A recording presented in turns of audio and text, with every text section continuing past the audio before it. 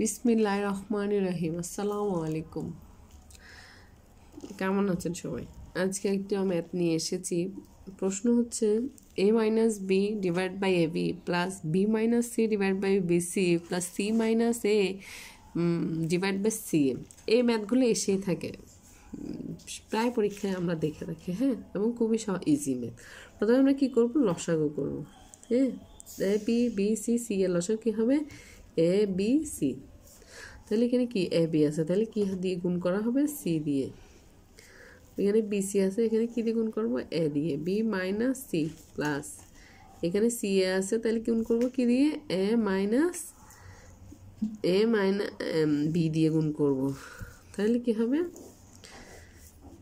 A C minus B C plus A B minus A C plus B C minus A B.